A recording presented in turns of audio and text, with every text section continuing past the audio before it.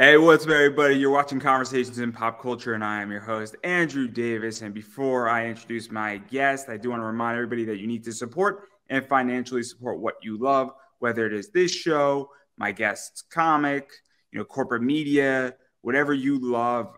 I personally do not care, but as long as you're supporting it, because without your money, it doesn't get made. But enough about that, because I don't want to keep harboring on that. And I'm going to hopefully get the name right, as I have with me comic creator and Zoup trier, Brian Christgau. Nailed it. Yes, I got it right. A little bit nervous. Out the gate. That's rare, dude. That's rare. Salutations, sir. Yeah, no. I'm excited to have you on. Technically, your comics, so I might have to apologize to Mike Barron, but that's neither here nor there, because he was the perfect place to end. Dude, but yeah, no, Mike's a G. Mike is a G, and one of the OGs, and one of the guys that made me want to write comic books when I was in high school, and to have him say nice things about me and my work, that's, oh my God.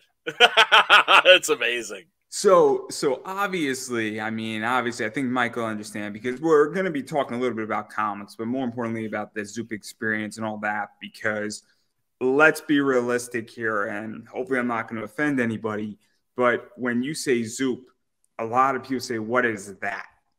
Sure. And I think it's a brand new crowdfunding or funder site. Obviously, a few of them are popping up. The two main ones are Indiegogo and Kickstarter. And I didn't know what Zoup was until 3 months ago. And I don't think I'm alone in that regard. I'm a little confused how they operate. I'm a little confused the advantages. And so I'm just very curious on it, because, there's a lot of stuff. And you did it with your book, Six Gun Gorilla, which I think a lot of people know. And so obviously, the book isn't new to Zoup, but you are bringing your book there, if that makes any sense.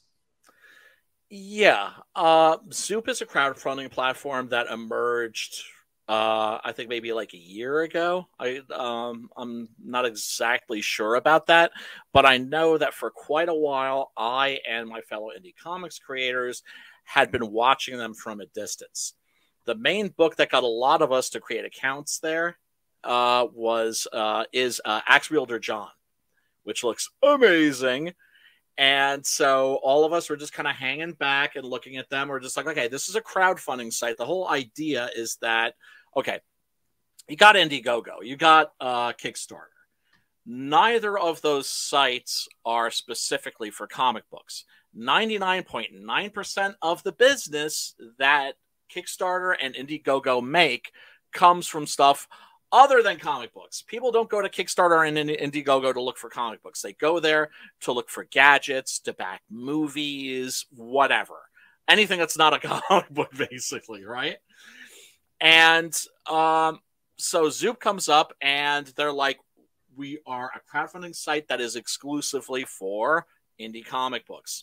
So all of our customers, everybody that comes to our website, is there looking specifically for indie comics. We had been looking at them from afar and thinking, are these guys legit? Because we don't know, right? Nobody has any experience. And so I thought, you know what? Let me do something similar to what I did a year or two ago. What I did was I committed a grievous sin against CG by putting my book, Six Gun Gorilla, the first trade paperback, on Kickstarter as an experiment. That's to say, I put it up there and I didn't promote it at all, just to see how many sales I would make from people that were just flipping through and came across it, right? And yep. I ended up making about 3K. Okay, all right. That's information that we can use. I was like, if I made 3K just by throwing my book up there, that was 3K that came from brand new backers, that came from Kickstarter people. Okay, useful information.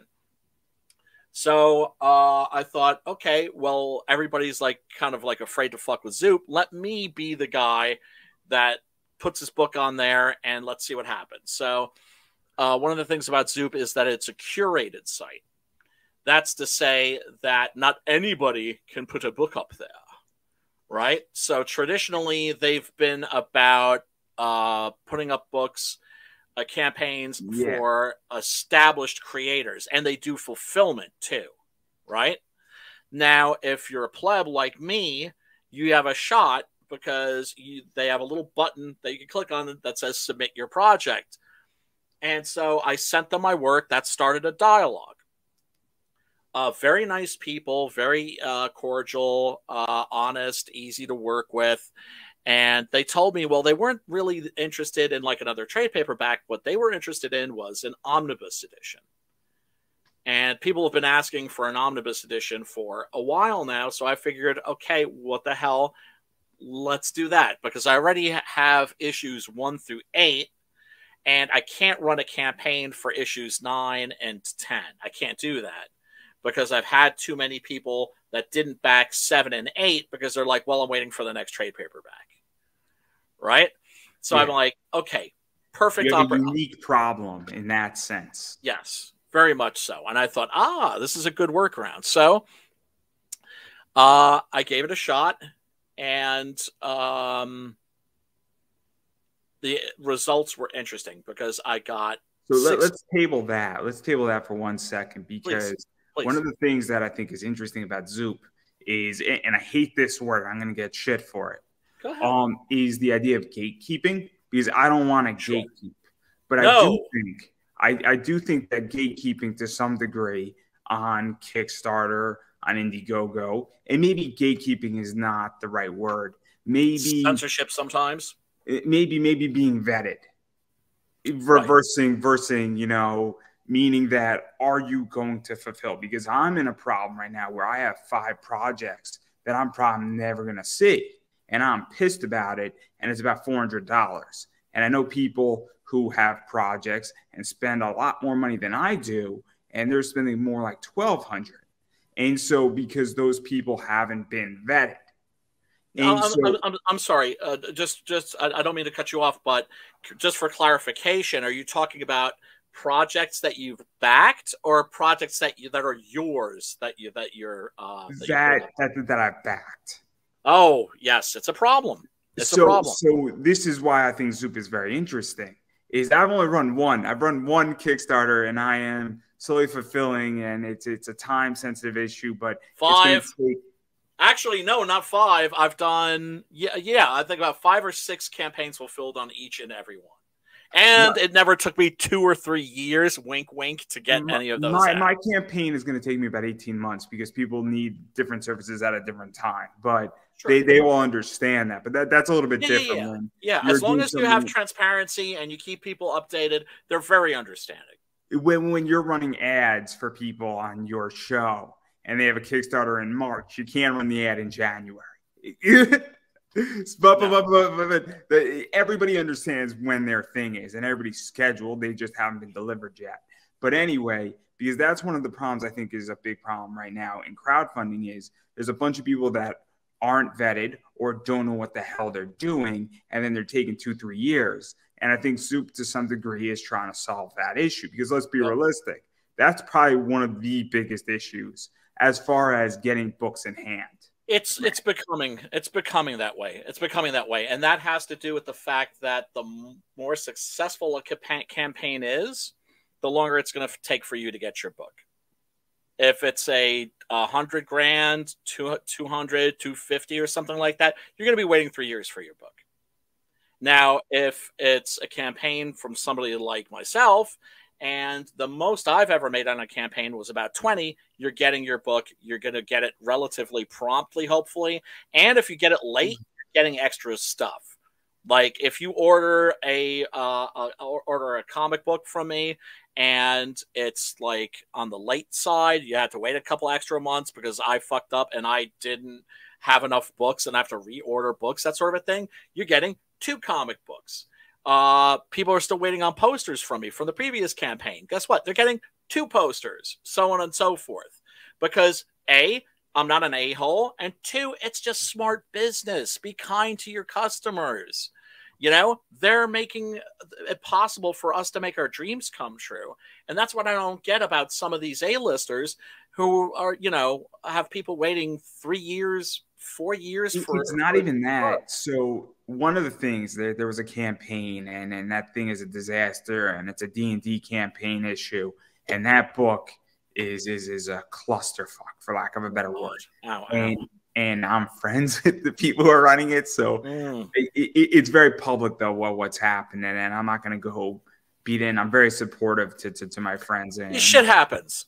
Yeah, and mind you, when I'm talking about, but people, I'm going to throw another thing where there's another creator who raised $9,000 on his book, and then he has another book that he did $15K, and he's done like $23,000 on his second issue. And I'm like, where the fuck is my first book, man? Where's a book that's not these two books that were successful and no updates or 14 months late? But then you have a guy like Pat Shand, who's a Zenoscope writer, and his book, Destiny New York, Volume 6, is going to take a year. But he's also very transparent, but he's also sent over the first 5 volumes that are done digitally. So that's also different too. And Pat isn't going to run away. Yes. Because the difference is that, you know, when he's writing Van Helsing or Robin Hood for Zenoscope, right? You know, just because Destiny New York is only 40% done right now, and he's updating every like 2 weeks. So that's the other thing too, is that I'm not so concerned because Pat has proven himself, and Pat did $100,000 on Cheeky. And so that's the other thing too, is that Pat Shand isn't running away because Pat has a reputation. So I don't mind. There's the key word. There's the key word, reputation. For being a ginger, but that's not the point. He has a sense of humor, but it's all right. But this is what I think is one of the biggest problems. That's what I really like about Zoup, when I researched on them a little bit, is that they're not taking everybody, which I think is good and bad, because I think everybody should have the opportunity to run a project. Agreed. And that was one of the trepidations that I had. But then I'm like, wait, but there's still Indiegogo, there's still Kickstarter, right? Because we have to make sure that anybody gets a shot. That's the whole idea. And you know what? There's some people that I know personally, where I look at their work, I'm like, you know what? It's not maybe quite where it needs to be just yet. But how are they going to level up if they don't get those first campaigns funded? And even to talk about this, I mean, I have had friends, and you probably have friends too. We're not going to name names because I don't want to ruin somebody's. But I've read somebody's, you know, book, and it was one series, great series, right? Fantastic. Their third or fourth series was shitty, and it's just that maybe the concept that they were trying to push out there wasn't there. Maybe they needed to pick up the pace. And I'm like, man, this book over here is great that you wrote, but this book is just not good. Or maybe it's not my cup of tea, or maybe I'm not getting it. And so therefore, you know, that happens too, because if you create 9 different series, all 9 are not going to be a hit. It's just the way it works. No, of course not. So yeah, but also I think that's a case of very often writers not starting with their endings. That is to say, I never start writing until I have my ending. And so that's why you see a lot of writers, they'll start a book and they'll start out strong, but they don't know what their ending is. And so they end up painting themselves into a corner. Always have your ending, writers. Always have your ending. I don't know. I have my beginning to the series I want to write, and I have my ending. And it's going to be great. You're golden. And I have the whole concept. And, oh, man, I think people are going to kill me, because they're gonna be like, dude, that was awesome. That was an ode to my childhood, man. And oh man. And I wrote my ending purposely so that I could create all these awesome variant covers for it. Just for either 4 or 5. I don't know if it's gonna be 4 or 5 issues, but I created my ending specifically so I could have all these amazing covers. And people are like, dude, I don't give a fuck about your book. I just love your cover art. Well, you know, make sure that the book itself delivers, because ultimately everything else, variant covers, those are all bells and whistles. when you get people coming back, when you get return customers, it's when you grab them by the heart. It's Very when much. you absolutely capture them, and they have to see what's going to happen next. And they become, invested in the story, and they become invested in the characters. And always make sure, the first things first, always make sure that your book is good. That's always job number one. What I'm doing is that I'm throwing in a bunch of Easter eggs, but the story itself is really, really cool. It's nothing necessarily new per se, but I don't think it has a few twists, and it's a military book. So the basic premise is sort of cat and mouse military, but what they're going after with a terrorist group is a little bit different. And it's also very interesting, and it's very, I think, social commentary, and it's going to be a fun one. It's going to be a fun one. And, it's a key word, fun, right? The point is that it's supposed to be an escape, and you're supposed to be able to relate to this group and what's going on. And, it's going to be very, very fun to write, and I'm looking forward to it. But it's also going to be very much, I guess, commentary on life and where we're at and what could potentially happen. And that's fine, as long as the subtext is the subtext and not the text. Because that's what's wrong with modern comics, is they take the subtext and they make it the text, and they're not concerned about having fun. They're just concerned about just like giving you a lecture. But that sounds great, and you have the you're not fucking up. You're not putting the cart before the horse the way that these nudniks at Marvel and DC are. Oh no! I'm only doing like two variants. I think I've been doing a cover A and a cover B on like the first 3 issues, and then on cover 4 or issue 4, if it ends, I'm gonna go all out with like 6 of them. I'm gonna have a blast because people are gonna be like, I get it when they read the ending. They're like, now I know why you had that cover. But I digress. Enough about this, in which I'm purposely building up to something where it's all going to tie in. Maybe I'll have a third cover that'll be all throughout the entire thing. It'll be like a gigantic 4 connecting cover set. That sounds awesome. That sounds awesome. Look, those are gimmicks, but I'm not anti-gimmick, right? Because I think of somebody like William Castle. He was the horror director that made movies like The Tingler, where at one point the screen goes blank and you hear Vincent Price say, "The Tingler is loose in the theater," and they had the seats rigged up with electrodes. And so there was a guy in the projection booth that would just go and would fucking electrocute people, and they turned theater seats into electric chairs. That's fucking awesome, right? So I'm not anti-gimmick by any stretch of the imagination. I'm a wrestling fan, and gimmicks are 101. Yeah. No, that I'm all for that sort of a thing. I'm not a big variant cover guy myself because I'm not a collector, right? I'm a reader. I always have been, and but I've done a variant cover, or I'll allow myself to do like maybe one variant cover, because even though variant covers aren't double dipping, it feels too much like double dipping for me personally. But you're also working with a larger concept here, right? You're planning long game, like, oh, but there's a reason behind these variant covers, so that's fucking clever as fuck. I'll say my idea, and it's a really smart one. I'm planning to do 4 covers that are going to basically document their vehicle / ship / their submarine. And so now you're going to see why, and then that becomes a schematic that's relevant to that's awesome. 4. And so now you're getting that cool stuff. And I'm going to make those, I'm going to print maybe like 100 of each one. And whatever doesn't sell will just be put onto the next one. Right. And then I will reserve like a set of 10 purposely for the last campaign. Yep. Because I believe in the concept of vaulting. And so that means that you take a position out and then you save it for a later date for the people who missed it in limited. Absolutely.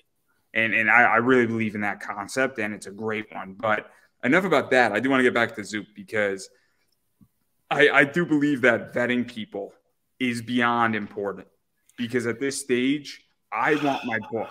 I do. Yes. I want my book, and I hate to say it this way, but I've been burned about 7 times, and I don't want to be burned an 8th time. And I've actually pulled back from backing projects. A lot of people have, and that would be my message to the people that are taking 2-3 years to put out a book. You're hurting us. You're hurting your fellow creators because you're making people second guess backing our books. Now, look, I'm not saying shit doesn't happen, right? Because shit does happen. In one case, I'm not going to mention the project. The artist had a newborn child that died in his arms, died in his hands, right? So that book is late. Yeah, I get it, right? Then you have somebody like Von Klaus, for instance, with Monster MD. I knew that was killing him. It was driving him up the wall, that it was taking him so long to get that book out. And I just kept reassuring him, bruh. As long as you deliver, nobody's going to remember that book was late. All they're going to care about was that was a dope-ass book. And he delivered. A classic example, the one that I always give was The Killing Joke. I was in high school when The Killing Joke came out, right? And they had hyped that book and hyped that book and hyped that book. It's the ultimate Joker story. It's the ultimate Joker story. And so we would go to the store and it was late. It wasn't there that week. And we go back the next week and it still wasn't there. That book was about 2 or 3 months late. And we were just joking with each other, right? Oh, it's the ultimate Joker story. Woo, it's the ultimate Joker story. Woo, right? Because of how much they were hyping it. Ultimate Joker story, whatever. So finally, the damn thing comes out. And we all get our copies, and we're all joking. Oh, we've got the ultimate Joker story. And we all sit down in the same room, and we're all reading our copies. You can hear a pin drop. Finally, everybody's done. We just look at each other, and we're like, yeah. Yeah, ultimate Joker story? Yeah. So, delivered, over-delivered. So, as long as you deliver, everything will be forgiven. But I also think that there is a limit to people's patience. So I'll give an example, and I don't think he's going to mind. Oh, man, it might be a dirty word in some circles, but Rob Anderson. Rob Anderson has a book. Now, Rob Anderson lives in Florida. So he was going to get out his book, but there's a little thing called the hurricane hit. So you know what? His house was hit, and he's dealing with a lot of insurance things. He's also dealing with his son. And, making sure that his son's okay and that things are okay in his house. And guess what? If he's late by 2 months, I'm not angry with him because I realize you just went through a hurricane. Holy shit. He's dealing with, for the next 6 weeks, damage to his house, insurance inspectors, power going in and out. So you know what? I understand that maybe fulfilling my book is not on your radar. Right, or at the top of his agenda. Yeah. Nobody's going to punish him for it. No. Nobody in their right mind is going to punish him for it because they understand you don't need an update.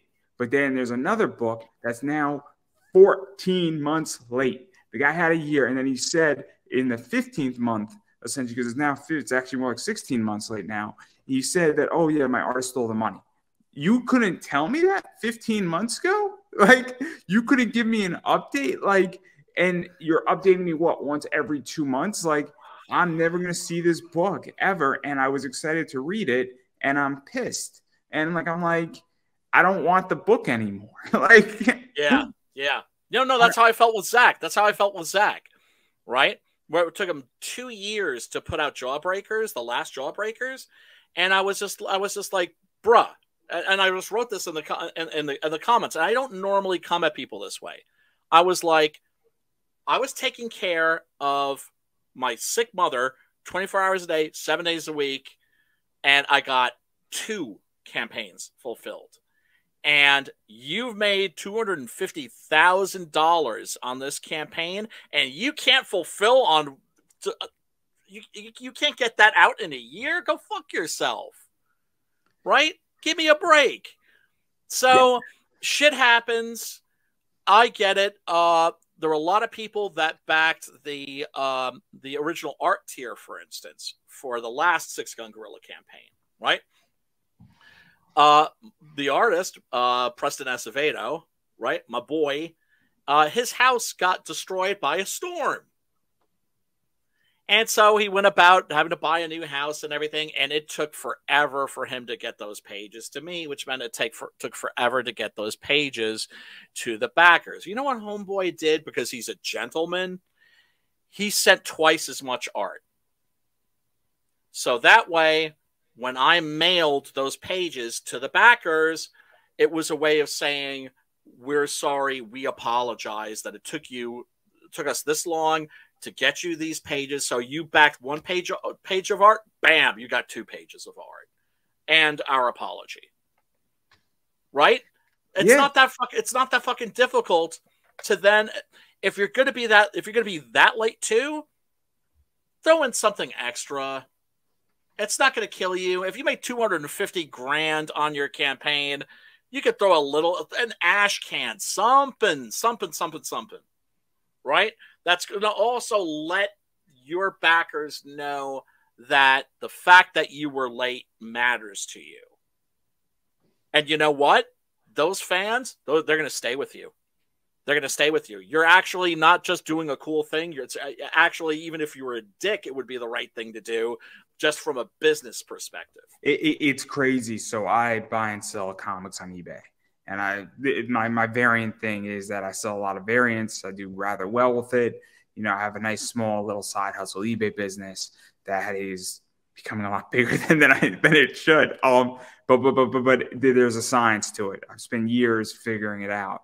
I tried, man. I tried selling stuff like when my mom got sick and I had to quit my job and money was getting scarce. I tried, but I just got ripped off too much. I had to stop putting stuff up there because I just kept getting robbed.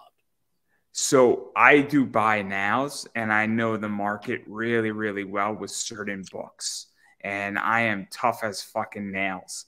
I just sold a book that I would have taken a lot less for it, and I got a lot more. And but I'm tough, and I could wait out because again, it's not my day job.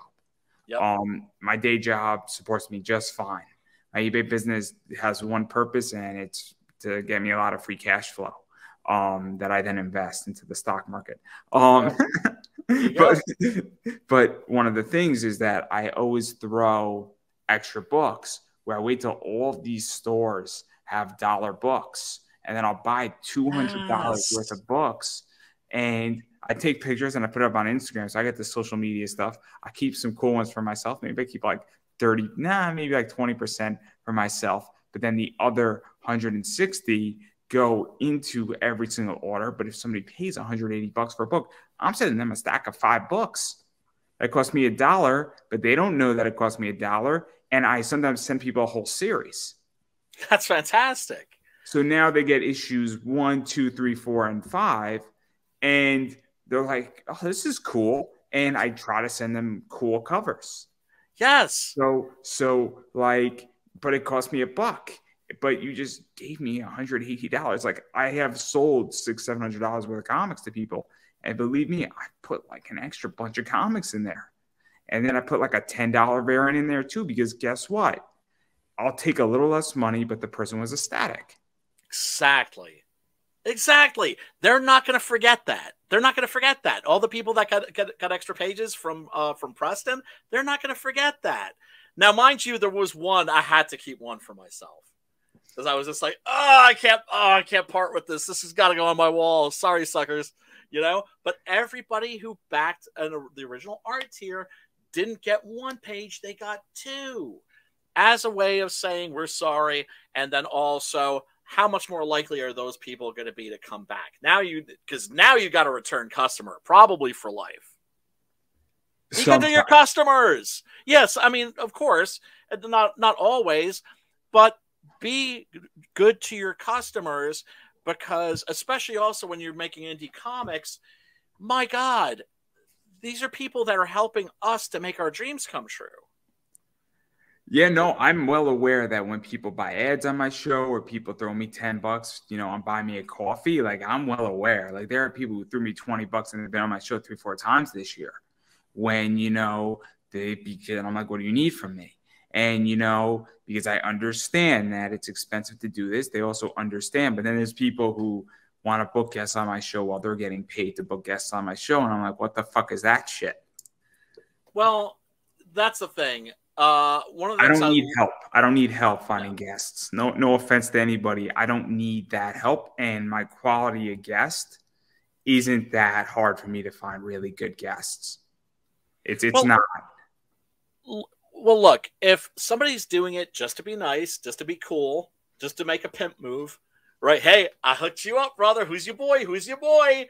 No, it's not even that. It's they are a publicist. So they get a client who has a Kickstarter or an Indiegogo. That person doesn't have the connections. And so they hire somebody, they'll pay that person $500, and the wealth isn't being shared down to me, but it's my fucking name on this show. That's dirty. That's dirty. Yeah, no, that's greasy. And so now sometimes the guest is okay, but it's 50-50. And I don't want to participate in that. Because it's one thing if no money's being exchanged. The second somebody's getting paid and I'm not in that transaction, there's a problem. Yeah. I don't mind when everybody's not getting paid, right? I understand when no money's being exchanged. But when money's being exchanged and I'm not getting a piece of that, we got a problem. Yes, because it's shady. It's shady. Share the fucking wealth. And if there's not enough money to share the wealth, you know what it is? You got to charge more. Yes. Because the people who need that service, A, they don't want to do the work and make the connections themselves, or they can't. And so that's the whole thing. And why would you want to give it to your publicist versus the actual show itself? That's the other thing, too, that's mind-boggling. It's kind of like, don't you want to give money to a creator directly versus, going through if you can. Look, it's one of these shady satellite industries is what I call them, right? You look at the screenwriting world, right? And the screenwriting wannabe world. And let me tell you, that place is crazy. And there are gurus out the ass. And everybody has their favorite guru. And if you say anything against their guru, they're going to war with you. And my guru is better than your guru. I'm like, fuck all these gurus, right? They're like, format. That's all they fucking talk about in screenwriting. If you want to see people that are up their own asses, go to like a screenwriting forum, screenwriting group, and all people are talking about is format. Fuck format. Tell a fucking good story. Have a good story to tell. Tell it as succinctly as possible. Peace out. It's that simple. But there are people that are making money as gurus giving advice, and then like, oh, okay, so you got this book. Okay, your guru's the shiznit. Okay, well, let me look your guru up on the Internet Movie Database. Why don't I do that? And see how many produced credits they have. 0. Why? Because those, well, it's not always the case, but it's definitely a case of those who cannot do teach, right? So what are they teaching you? Format. And it's all bullshit, and people buy into it. So you're going to get these set, but that's the thing. It's just like, oh my God, there are all these wannabes, there are all these thirsty people, right? And maybe a lot of these people are just jack-offs who are insincere, that just, want to make, the next... It's like people that make comic books that are basically proposals for Netflix series, right? And you can always spot those from like a mile away. I always say one of the reasons why at the 2017 New York Comic Con, our table ruled Independence Alley. I like to think it's like we had the best book. Yes. We sold 400 copies. We ran out at like literally the second day. We ran out of comics. Part of that was that because we had an awesome comic. Yeah. Was part of that also because we had like a corner table with a big FU banner that you saw when you walked in and you just looked left. Yes. But I'ma keeps it real. It also had a little something to do with the fact that we had the only comic that wasn't about freaking zombies. Every other comic book. Funny. It's funny because one of the things is that I'm teaching and I'm building out a class how to, do comic book investing. but I actively participate in this, and I've been participating for 10 years. Yes. And so when I was on Pops' show, and I conceded a lot of ground on that, on certain things. And I said, look, I play in a certain space. And you know what is, if you listen to that, I mean, you get the sense, and I think hopefully everybody got the sense that, look, I play in a sense, I play with a lot of Zenescope books, and I'm making money with it. And and you could see a lot of it. You know, you can go on eBay and you could see that I sell a lot of books. I have a lot of merchandise up, and that I also do a lot of private sales, but you can actually see that I know what the fuck I'm talking about. And somebody could technically copy what I'm doing, but I don't know if they're going to fully know, or they're just going to play gorilla, no pun intended, with your book. Right. And the thing is, it's like you're going to get shifty, shady characters like these guys that you're talking about. I didn't even know that that was a business. I am so not surprised that it is. So not surprised that it is. Because you have people that are preying on people who are desperate, right? I had this one motherfucker who was like, oh, I read your screenplay. I loved it. So pay me and I'll show it to like people in Hollywood who matter. I told him to go figgity fuck himself. Right? But then there are the people that don't know any better. And so that's what's so ghoulish about these characters, is that they're preying on people's dreams. I think it's partially that, and I agree. I also think that the people who need this, they don't want to put in the work and they're lazy. Sometimes, yeah, or they're intimidated. Look, one of the things I love about CG, one of the things that makes me so happy to be part of an indie comics creator community, is when there are people that are just coming in the door and they look like a deer in the headlights and they don't know what to do, but their book looks dope. And then we're like, oh, don't worry about it. We were exactly where you were 2-3 years ago. We'll hook you up. We'll show you how to put your page together. It's real simple. And then we'll put you on the merry-go-round. We'll you'll start doing the shows. And then you see their book get funded. And it's such a wonderful feeling. And that's also a thing that's different about this community than, say, something like the indie screenwriter wannabe community. There, everybody's trying to take each other out, right? You look at the mainstream comic book industry. Oh my God, how many people are like left that industry with daggers in their backs, right? Here, what are we doing? We're building each other up. Yeah, because you have people that don't have that deep-seated insecurity. I don't know if it's that, or if it's also because of the attitude, you know, a rising tide lifts all boats, right? But there are so many people. You don't need these motherfuckers. You don't have to pay them your money. Just come and you can get all that information for free just by showing up, just by reaching and reaching out. We're here. We want to help you because it makes us feel good, because we were exactly where you were not too long ago. Yeah, no, I mean, honestly, I've seen it in indie comics too, because I've seen fights and I've seen it on. Oh, it can get ugly. I've seen it in Comicsgate. I've seen it in Comicsgate. I've seen it between Comicsgate and not Comicsgate. Again, I'm just an interviewer. I have no affiliations. I'll speak to anybody and everybody. I have friends all across the island and some. And I have friends in the mainstream too. So, you know, that's one of the things is that, but again, people think I'm Comicsgate. I am not. I'm also not progressive. Oh, bye. I'm very, very neutral, and because I'm just here to interview. I'm not here, and I'm here to talk about your book. I'm not here to talk about anything. Right. And you know what? I'm a big lefty, although I can't, identify with the current left because they just went completely bonkers, right?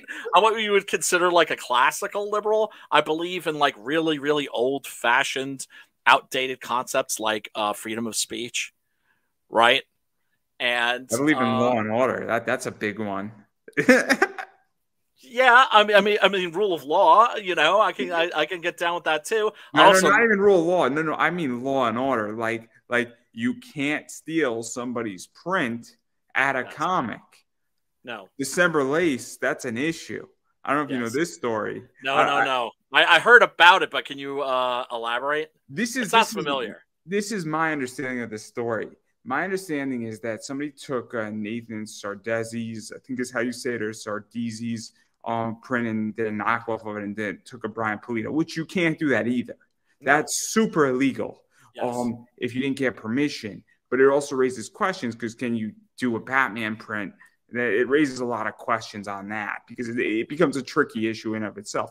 But great, you don't have permission. We're going to simplify it. So then she called up Nathan, or texted Nathan. Nathan said, oh, yeah, I didn't authorize that, or it's not mine. So she seized the print from the vendor. Last time I checked, a cease and desist comes from a judge, not from the person who did it. Now, you could send a decease letter from yourself, but to actually take somebody's property, a sheriff would take their property. So by her taking it, she technically committed a crime, and she should have been arrested. Technically. I agree. And the fact that the comics community cheered, I'm saying we have a real issue here, because the same law that allows you to bring a lawsuit against that person for violating your character and your trademarks and suing them up the kazoo is the same law that would also say you can't steal. Yes, because in that case, you're a vigilante, and that's why we have the law, is to prevent vigilantism. So I am, and I'm very adamant about this. I got no problem talking about it, and I don't really care the consequences, because guess what? There's no defense. There's zero defense on this, and it's not a confiscate issue. It's not a progressive. It's not a liberal. It's the idea we live in a society, and you have to follow societal rules. Now, I think Brian Pulido and Nathan should have issued a cease and desist. They should have asked for it to be destroyed, and if it persists, they should have sued the motherfucker up the kazoo. Yes. That's what I think should have happened. Nice and legal. Rule of law, absolutely. Or you know what it is? You freaking blast the person and you don't sue them, but you freaking humiliate them publicly. Yes. I'm talking about that too. Yes. I don't mind that if that's what you choose to do. That's fine. Because again, though, you didn't do anything illegal. Now, if you made a falsehood about the guy, that's different. Right. But that's my issue, because we live in a society of law and order. Yes. And I don't know if that's a left-right issue. I just think that it's insane that people were cheering that on. And then if you disagree with them, then they get mad at you, because a lot of people don't understand the concept of being able to disagree. I disagree with my friends all the time. If you're always agreeing on everything, it's boring as hell. And as the great American poet Ice-T said, if we agree on everything, that means only one of us is doing the thinking. It's very rare. Me and my friends go see anime movies. We just saw One Piece Red. We all agreed. Then we went to Dunkin' Donuts afterwards. It was like the most boring Dunkin' Donuts thing ever. But we wound up talking about the movie and said, man, that was an amazing musical. And it was great. And it was great. It was a very enjoyable day. I was having a tough Thursday myself, and it was very, very, very enjoyable. That's what art is for. But then we went to go see Pompo the Cinephile, and again, no disagreement, but we saw One Piece Gold. There was disagreements. We saw the Deer King. There was disagreements, but it wasn't anything too, intense. But there was different agreements and disagreements on it. But it was interesting when we were in the car riding to Dunkin' Donuts, and then when we were sitting at Dunkin' Donuts, we were having like a very intricate discussion. But that's the thing. But when we all agree, that was awesome, and we don't have any words. It's not a good conversation. Right. When I'll never forget the car ride home from having seen David Lynch's Blue Velvet, and which is rightfully regarded as a masterpiece and a classic. And my friends were in the car, they couldn't stop talking about how awful it was. And I was like, gee, guys, I actually think it was kind of a masterpiece. What? Right? Fuck you, you're high. And like, no, fuck you, you're high. And you get into these spirited discussions, and they're fun because it's art. It's subjective. That's another thing that, like, unfortunately, SJWs don't understand, that two people could look at a painting or a film or listen to a record or read a comic book and come away with completely different impressions. It's like, no, there's only one right answer, and it's mine. It makes no sense. It makes no sense, especially when you're talking about art. Something that's completely subjective. It's so interesting in which that, like, this is why I like Variant. I mean, I just bought 2 Variant comics from Mount Olympus. Right. And one of them was Chainsaw Man, a variant of that one, and then the other was, yeah. That's a great series. Oh, it's great. I didn't see the new episode yet today. So this is I haven't watched the animated series yet. I was talking about the comic book. How is the animated series? I'm enjoying it. Map is doing it. It's really good. It's really good. I didn't read the manga yet, so I want new Goblin Slayer, damn it. Goblin Slayer is great too. I'm so new Goblin Slayer, new fucking One Punch Man. Where's season 3 of One Punch Man? But I'm sorry, I cut you off. You were saying about Goblin Slayer? Oh, Goblin Slayer is great, man. I'm still pissed that they put the warning up for the first episode afterwards. They had to put that warning up, and I was like, oh, man. That's all right. That's all right. That didn't bother me that much, because then it's like, if anything, that's going to put more eyeballs on it. I know that if they did that to me, I'd be psyched. Oh, but that's me. I love it. I mean, I'm a huge Goblin guy, so I'm a huge Elf guy, too. I love elves and goblins. Yeah. There's a project that I want to work on where basically goblins and elves have been at war forever. And there's basically a bunch of goblins and elves say, fuck this. We're going to start our own village. And then the war is slowly encroaching upon them. And then you have all the politics in there. And then you have orgs in there. And, oh, man, the amount of stuff I could do with that book. But I would need a fuck ton of money to do it, because I wouldn't stop till I get to like issue 900. But hey, that's something to plan for in the future. What I love about Goblin Slayer is how clever it is, right? And what an I mean, right off the bat with that first episode, I know a lot of people were just like, oh, it's just being shocking for the sake of being shocking. I'm like, no, not at all. It's setting a tone for the series, which is like, basically you have a dungeon crawl that goes as horribly bad as it possibly could.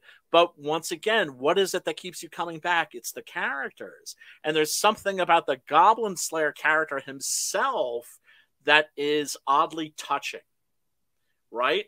You care about that character. You realize, why is he doing what he's doing? He's traumatized. And this is how he's surviving.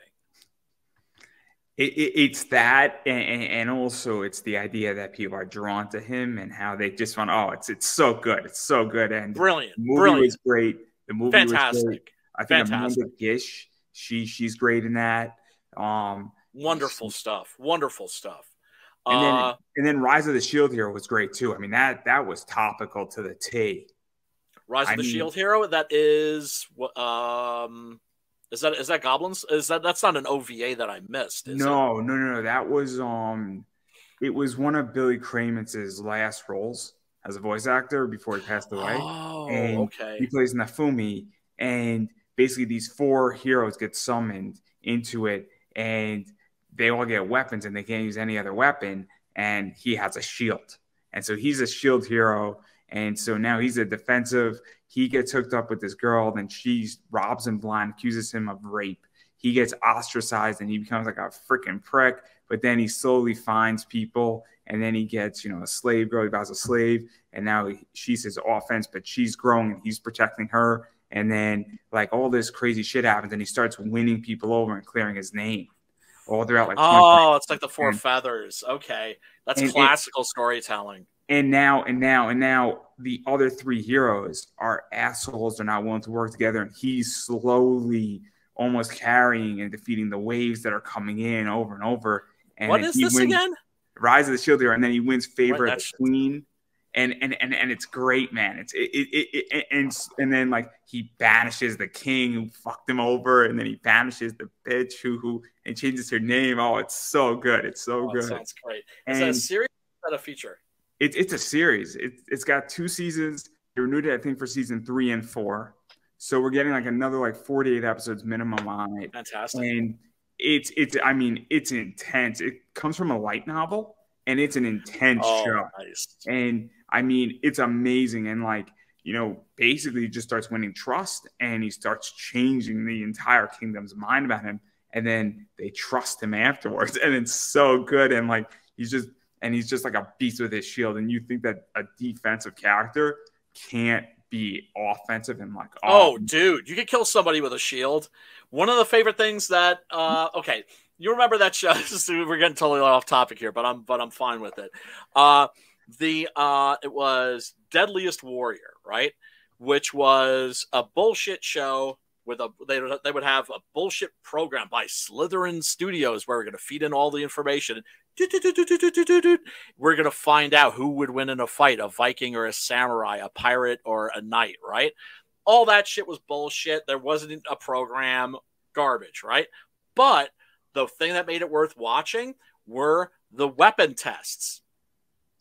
And they would have like these elaborate gel dummies with bones and organs and blood and everything like that.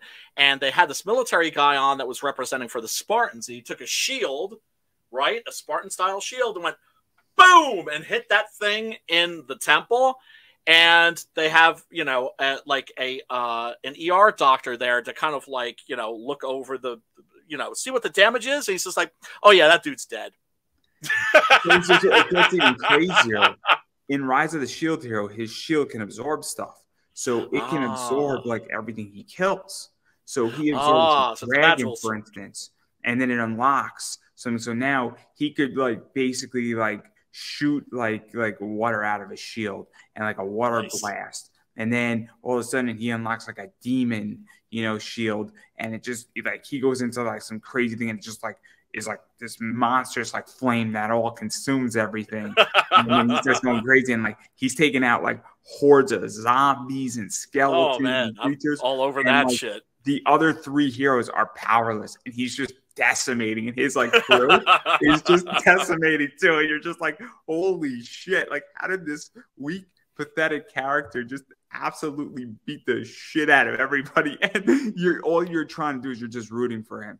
You're just rooting for this character, and you're like, oh man, like what a path of redemption and to respect, to being beyond trusted in this community.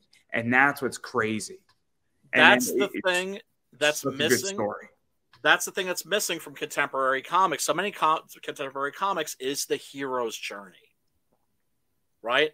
All these idiots, for instance, I mentioned that are reading these books by these gurus that have never done anything should be reading books like this one right here, The Writer's Journey by Christopher Vogler, another one that I always keep on my desk. As you can see, lots of little bookmarks and everything like that. Hero of a Thousand Faces, Joseph Campbell. 7 Basic Plots by Christopher Booker, Jungian approach to storytelling. Or like one of the books that I always recommend that you can get for free online, because it's in the public domain, is by Aristotle, Aristotle's Poetics, right? Those books will tell you so much more about storytelling than any, contemporary books written by fucking gurus. No gurus, damn it, no gurus. I mean, what I tell people, and look, I haven't written a comic book yet, but I say to people, read manga and read, something like My Hero Academia. Pick up, the first 3 volumes of My Hero Academia, because Deku is a powerless kid who then All Might trusts him with his power, and now he's going to school for it, and he's learning how to use this awesome power. And he's learning to use it. He's also learning his responsibility. He's also learning that because he inherited All Might, he also inherited All Might's enemy. Right. And so now you have a very interesting thing of they're also growing up. And also experiencing somewhat relationships and feelings. He's also learning friendships. He's developing a friendship. He's earning the respect of his longtime rival back from the day. And I mean, My Hero is amazing because I keep hearing. I haven't seen it, but the key word that you're using, learning, right? Riri Williams is just awesome, right? I remember there was when I was working in the mental health field, I had already stopped reading Marvel comics by then. for a while. But a friend of mine had been watching the movies, and this was a client of mine. Wonderful guy, really, really bright, hopelessly schizophrenic, unfortunately, right? But when he was on his meds, he was generally all right. But he brought up a Shiri comic book to me. I was like, yeah, you know, I kind of like the Black Panther movie, so I bought this. And I'm flipping through it, and there's an image of the Shiri character flying through the air, and she's saying, "I'm awesome." No work, no struggle, no growth. She's just awesome. See, and one of my favorite things was Fear itself. So yes. Iron Man has to drink and basically break and become an alcoholic to forge their weapons to some degree. And it raises such a good question. Now, I read Fear itself, laid and couldn't move for 6 weeks due to a surgery, and I was bedridden. So I'm reading Fear itself back to back, Blackest Night. Oh, nice. So talk about arguably, I mean, the greatest Marvel book ever and series was Civil War, the first one. I loved it. Civil War was great, but Fear itself was fantastic too, because now we're getting into a real thing, and now we have Captain America coming back to being Captain America because Bucky gets killed, and all this crazy shit happens, and you know, it's so good, so good. But that's like the last big thing that I've read. I mean, that was like what, 2008, 9, 10 or something like that? Oh, I think no, it was 2011, I think, or 2010. So that was right before the end. And you know, and I really believe at that time American comic books had hit their peak. I'm talking about just the general quality of the writing, the storytelling, the art. I really felt like, okay, this is the pinnacle. I'm going to challenge slightly on that, because I think that the first 20 issues of New 52 on the main stuff was great. It was really good. It was really good. Where I thought action was great. I mean, I thought the backup, Action number 9, is one of my favorite comics. You had essentially Obama, a black Superman, as the president of the United States and Superman in a spin-off story that had no relevance to anything, that was like 16 pages. And I'm like, this is awesome.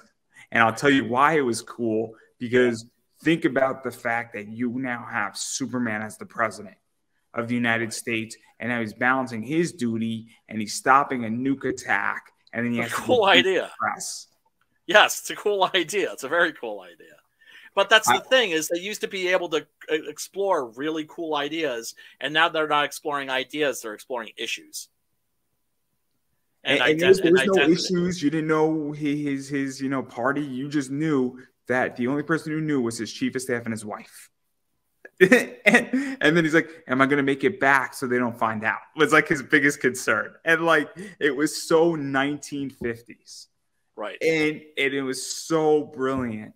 And I'm like, I want a whole book on this. Like I want Black Label Superman as the president, but nobody knows he's Superman. Right. It's a genius. Look, it's a genius idea. There's so many great things that you can do with these characters, other than race swapping them or changing their sexual orientation. These are all so uncreative ideas. I don't care if he's black in this book. I don't care. No, I'll be happy to have it, because I'm like, I'm a buyer. I'm a buyer. If DC did this tomorrow, I'm in completely, 100%. Right. Yeah, because I think it'll be great for like 12 issues. I seriously think it would be such a relief, and I think it would make them so much money, because people would be like, "This is great. This is absolutely great." People are here's the thing. They've lost their old fans. They're not getting any new ones. When they sell 20,000 copies of something that's considered a success, the comic books are promotional items for the Funko Pop bobbleheads and for the movies, and to get mentions in the press, to get mentions outside of the comic book press, right? Why is Jonathan let's Kent? be realistic. Let's be realistic. Where the real money is that you have a Batman shirt in Target or Walmart. It's not even so much the movies. I think Batman on T-shirts is worth way more than the movies. I really do, because you could do $1 billion and the toys. It's everything. The movies is a part of it, but I would say the movies is 10 to 20%. It is not 80%. Oh, not even close, dude. Not even close. Look at Star Wars, for instance, right? It was Star Wars that really, and George Lucas specifically, personally, who had the genius move when it came to merchandising. And they were even at one point like, hey, if you give up the merchandising rights, you know, we'll give you like more money for the movie. And he was just like, fuck that. I'm hanging on to that.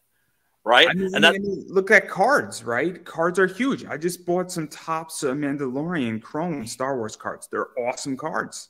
The Mandalorian is awesome. Right. It actually got me to actually care about Star Wars for the first time in like 30 years. I mean, look, I enjoyed The Mandalorian. I thought The Mandalorian was fun. I thought it was witty. I thought it was fun. You know, I thought certain episodes were okay, but I thought the majority of it was good. I mean, amazing. I mean, you know, what a genius move, taking Lone Wolf and Cub and then just like turning that into a Star Wars story. I was just like, fuck yeah, right? But I mean, I just spent $8 for 4 cards of Topps Chromes, The Mandalorian. Right. And I didn't even question it. I didn't question it because Topps Chrome is a great product and Star Wars is awesome. I didn't even care it was The Mandalorian. I'm like, it's Topps Chrome and Star Wars. You can't go wrong. If they did the women of Star Wars, I wouldn't have complained about it all that much because there's some what? I said, no, that's fine. I mean, I like the Women of Star Trek card set. That's a great set. Oh, man. Well, because that's the thing. It's like then when you're just like complaining about the MCU, oh, so you don't like women. No. And it's just like, okay, there's this notion that nerds don't like chicks and they don't like to see kick-ass chicks. And it's the exact opposite, right? And how psyched I was when I went to when I went to the New York Comic Con. That was like the first con I'd been to in decades. And I remember back in the Disney when you'd go to like the New York City creation conventions and it was nothing but dudes with like really bad complexions and questionable body odor, right? Like, I mean, it was funky. It was funky up in those bitches. Let me tell you, funky. And then I'm at a convention and I have a table and like half the people are chicks. First of all, big win for the industry, for the medium, right? Because I've always said one of the biggest mistakes that the American comic book industry was telling 55% of the human race, we don't want your business. Why do you think manga is fucking drinking our milkshake right now? Do you have any idea how many female manga fans there are out there? Probably more than there are male. I'd be willing to bet, right? And my God, it's just how great is it? I mean, but then of course also eye candy. Look, I can't.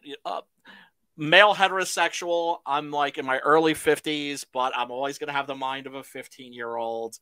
And I'll never forget having a conversation with somebody, a serious conversation about the book. And I see this young African-American lady walk by and with this outfit revealing this perfect onion-shaped masterpiece of an ass. And I'm just like, 1 second. Have you ever been? Yes.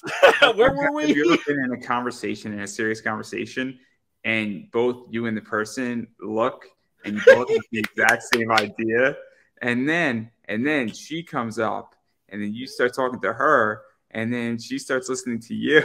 Because I've been in a weird circumstance where, because I have done all these lectures, and I have had all these people come up to me, both men and women, and then like there was like a circle of 20 people around me, and half of them were women, and a lot of them were attractive. And I'm like, oh shit! Like, yes, it's awesome. I'm an okay looking guy, but like I'm a little bit, you know, I got like 15, 20 pounds on me a little bit. I need to lose some weight, but I'm like, oh shit, my knowledge is being respected too. And like, it's very interesting. And this is the whole thing with me is that, I mean, I speak to a lot of interesting people on this show. But and I believe in things like inclusivity. I don't believe in gatekeeping, right? I'm the guy that back in the Dizzy, you know, wouldn't go to like a party or like a night that somebody was hosting at a club because they had a dress code, and they were like, "Oh well, don't worry about it. You'll that doesn't apply to you. You're you know the way that you dress that's fine. This is to keep those other people out." I'm like, that's my problem. That's why I'm not going. Is because I'll tell a story. Keeping those other people out, and that means bye, see ya. You want to hear something that's crazy about the entire comic world? Yeah, it's very, very weird. Where I have a physical disability, I walk on crutches. People think that I am mentally challenged because I walk on crutches. So now this is where this gets fun, right? Oh, dude, how much of a pain in the ass is that? Oh, no. It gets fun. It gets fun. So okay, go ahead. What I do is that if I'm buying a book and you think I'm mentally challenged, oh boy, am I taking you to the cleaners. but Hell yeah. People have a very, very misconception on that. And I'm with my dad. I have a hard time carrying something. It's in my bag. He helps me when I'm getting stuff signed. Obviously, he's a lot older than I am. I'm 29. We'll go to a con and everything's working out. And so, you know, I'm paying for everything that I want. He doesn't open up his wallet. It's me, unless he's buying something that's cool. And then what starts happening is that I'm negotiating. You think I'm something, or like a girl thinks I'm something. Oh my God. The second I start speaking and I start spewing and I start lecturing, I mean, because there's certain topics that I have a huge amount of knowledge on. And I've been in a room where I'm lecturing and the room was dead quiet, booked with 250 people in it. People were ejected and people were like, oh my God, my mind has just been blown. And people were there for the first lecture like, yo, dude, you speak really well. I'm staying. I'm staying for the next one because I don't even like what you're going to talk about. But clearly you are beyond smart. and so not to top my ego, but no, that's cool. You earned that shit. That's cool. There are people at cons who think because somebody walks with a disability that they are not cognizant. And I've seen it. I've seen it at clubs. I've seen it at a lot of shit. And oh my God, do I tear off. Good. And because I can't imagine that, first of all, walking on crutches, that itself is going to be a fucking pain in the ass. But then also how like people treating you differently, and then also like, you know, just naturally assuming that you're somehow mentally inferior. I mean, I haven't been to a con, and some cons get it and some don't. I could tell you that New York Comic-Con is not a disability-friendly convention. It's the worst place ever for the fucking Javits Center is the worst place ever for a convention. I don't want to go to New York Comic-Con because it will be a pain in the ass for me. And dude. I presented at Anime NYC the first year, and it was tough. And I've been to New York Comic-Con once. I do not want to go to New York Comic-Con. I don't. There's no good reason for me to be at that con. It's a bitch. And dude. I mean, I remember like wanting to like get something to eat, right? And so I had a friend of mine that was holding the table down. I'm like, I had to pay $8 to get like for a stale pretzel. I think now they got trucks out front, thank God. But I remember looking out at the place and thinking, I want to go over to Artist Alley. And it was just a sea of people. I'm like, okay, I can't walk. I can only shuffle. And it's going to take me three hours to get there and back. And I can't be away from my table for 3 hours. It's in the middle of nowhere. There are industry professionals who avoid that convention because it's at the fucking Javits Center. I'm not happy with it. I loved Awesome Con. I thought Awesome Con was great. I've been East Coast Comic Con is a good one. That's in Jersey, right? Yes, and also more handicapped accessible. Do you know what I'm saying?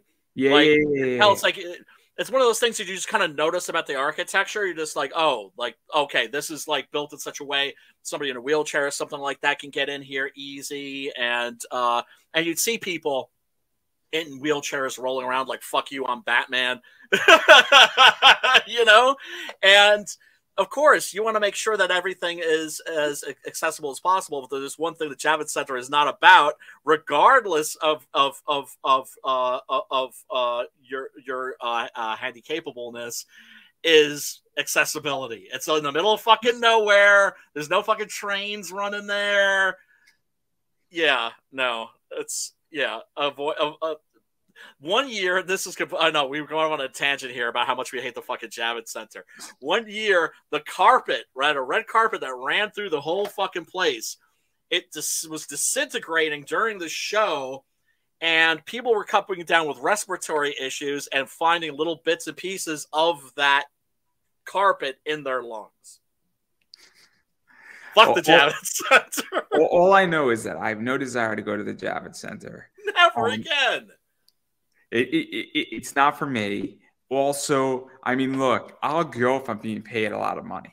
Oh yeah, well, fuck it then. Or if I'm invited to lecture on certain topics, I'll go there just because it'll make sense. But I'll be really honest, I could get the exact same, view and positions from online. I really can now. I can get everything I want on the internet. And I don't have a book right now. And even if I do have a book, I guarantee you I could figure out a way how to get the exact same media by sitting in my house. And then when I'm done, I could crack open a beer. Yes. And also, you're connected to this community.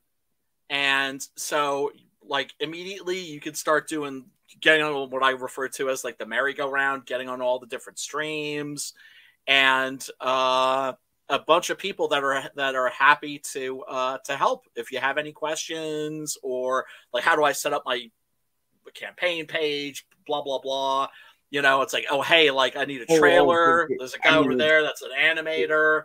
It's crazy. I mean, one of the things is that I've already started speaking to a bunch of people who've given me a bunch of ideas and how to set something up. I might be running something February, March of next year, dealing with this and more creative services. But they've given me a bunch of ideas. They said, hey man, if you give me 6 weeks, I'll do something for you for free to help you out with some graphics.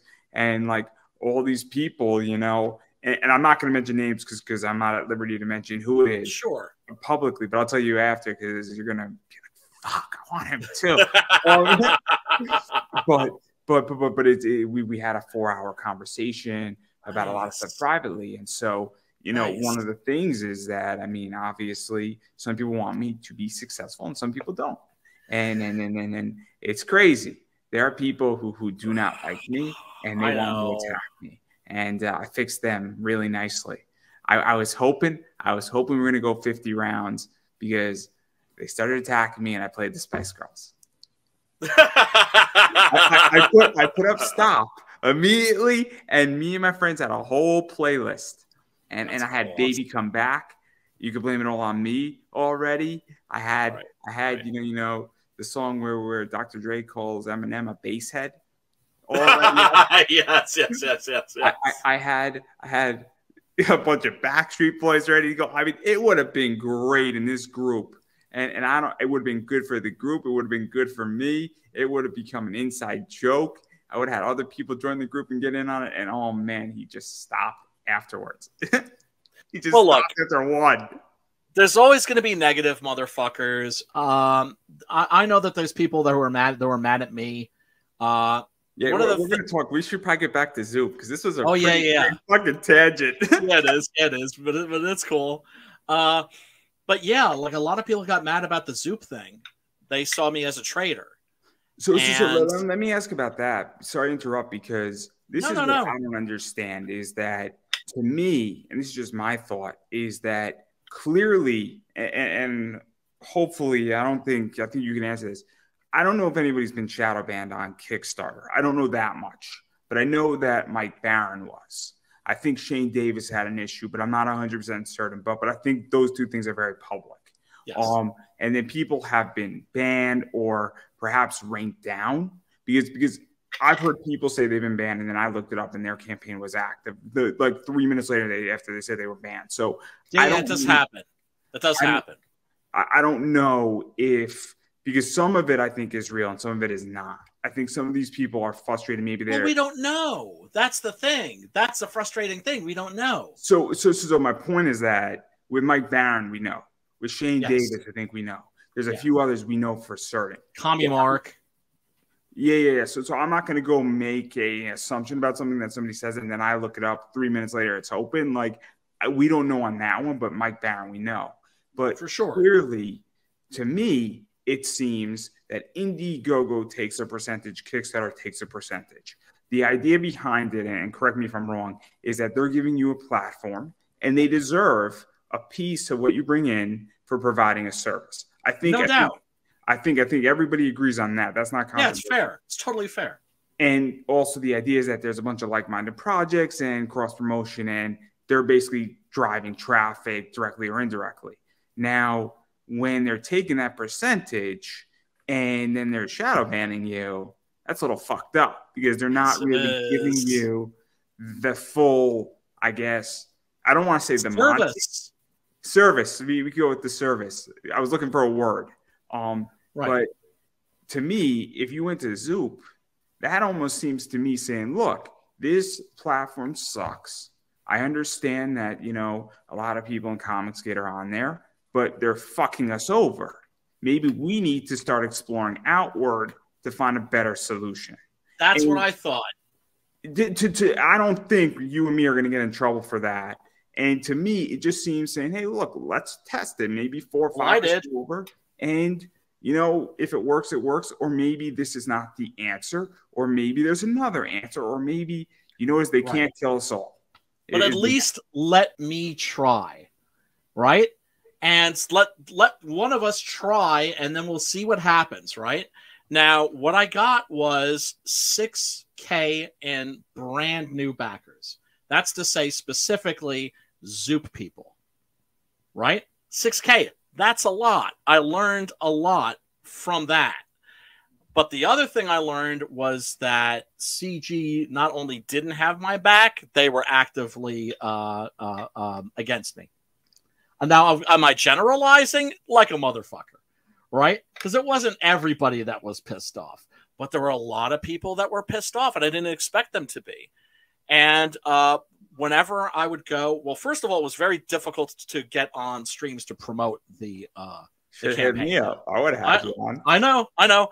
Well, but there were a lot of people that normally would have been like, "Well, have you on like that?" There was one person in particular who was going to do my launch party, and then backed out at the very last second. Now, thankfully, Michael Bancroft was there, caught my ass. Right, much love to him. But a lot of people were basically calling me a traitor. And a lot of it had to do with this person named Camilla Zhang, who I had no idea who this person was, right? I don't know that name either. I know now. I found out the hard way because people were throwing her name at me. If I was on a stream, you could be sure that there were going to be 3 or 4 people in there throwing her name at me like ninja shurikens. Evidently, this is from what I understand. I might be getting this wrong. Was she got caught censoring people at Kickstarter? So then she went and she got fired for that, and then she got hired at Zoup. Thing is, I found this out post facto that she no longer was working at Zoup when I started my campaign there. But yet I kept getting her name thrown at me. A lot of people not just asking questions, but also like in an accusatory way. Like, aren't you worried about censorship? Right? I'm just like, well, they're not censoring us at Indiegogo. They're not censoring us. Like what? Right? And as if they didn't know who I was. Right? as if they're like, oh, well, what if they find out who you are and then they start censoring your book? I'm just like, do you realize what year we're living in? Like, you think that anybody is going to work with anybody without sticking a microscope up their ass and checking their You'd be surprised. You'd be surprised. Yeah. I mean, I'm going to say something where I've been Please. on a bunch of shows and nobody knows who the fuck I am. And all you have to do is look at my LinkedIn. I was on a show and I could tell you that it was a great interview, but I don't think the three hosts were ready. They were good at their job, but they were pleasantly surprised where I punched above my weight to them. And I fit into their frame, and it was a fantastic interview. And they went 15 minutes over with me for a reason. And well, that's awesome. But is that the same as doing business with somebody? Is somebody going to do business with somebody without sticking a microscope up their ass and checking their Twitter history, their Facebook, all of their social media? Hell no. Hell no. So they knew exactly who I was. And they were like, okay, cool. They didn't care. They did not care. But still, people were just like, Camilla Zhang, how dare you? Like, you're a traitor. It was just, it was weird, dude. It was just weird. It seems to me that, it's kind of, I mean, when I ran my, campaign for this show and I was charging for guest spots, and the only reason why I was charging is that people said, I want to pay you. And then a bunch of people, what? No, I said, that's cool. That's fine. It's your platform. You do with it what you do, whatever you like. A bunch of people say, you've had me on my show, your show, like 5 times. I want to give you money, but I want a way to do it. And I had about 50 people say, why don't you run a Kickstarter and see what you could do with it? And then I did ad stuff, and people were attacking me. And I'm like, wait a second, though. I'm promoting your book for an hour. How many people give you a fucking hour or an hour and a half, share it out, search for shit, and also I know how much I bring to people. Yes. I know, and then on top of that, I knew how much I had a corporate sponsor, and I knew how much I brought to them too. So congratulations. Like, I understand what I'm worth. I also needed a differentiating factor because there's only so much time in the day. And, that was my whole thing, is that I needed a way how to separate people, because the second I did what I did in season 2 is I had a bunch of great guests and I had a bunch of shitty ones. Right. So I needed a way how to fucking vet people quickly. And money is a way to do that. I hate to say it, but like, people were furious. And I'm like, why? Don't you get that this is expensive to run? Don't you understand that this is time, that this is a gigantic ad for you? And, it's going to run you $10. Like, what's the big deal? That's the price of a Starbucks Frappuccino. Yeah. You're going to get an ad that's now up there permanently. And you're not putting a gun up to their head. You're not putting a gun up to their head. You're not forcing them to do anything. That's a business transaction. As long as you let people know ahead of time, right, and approach it that way, there's nothing dishonorable about that. I had somebody very prominent said to me, said, look, you get a certain caliber of guest. And you're going to put somebody up right next to Ralph Tedesco or Joe Bruscia. Like, if I put you right next to Joe Bruscia, who's the president and a CEO of Zenoscope, I mean, that's an access point, because guess what? That's going to put eyes on you saying, why is Brian next to Joe Bruscia? Right. Or I put you right next to Pat Chan or Raven Gregory or Eric Basaluda. All of a sudden, you're now viewed in a different circle. Oh my God, dude! Having been on streams with people like Mike, holy shit, dude! That's huge. That's huge for me personally. And does that change people's perception of me? I don't know. Maybe it does. Maybe it doesn't. What I found is that every time I'm on certain streams and I'm with certain people, people have had a different perception of me when I start interviewing certain people.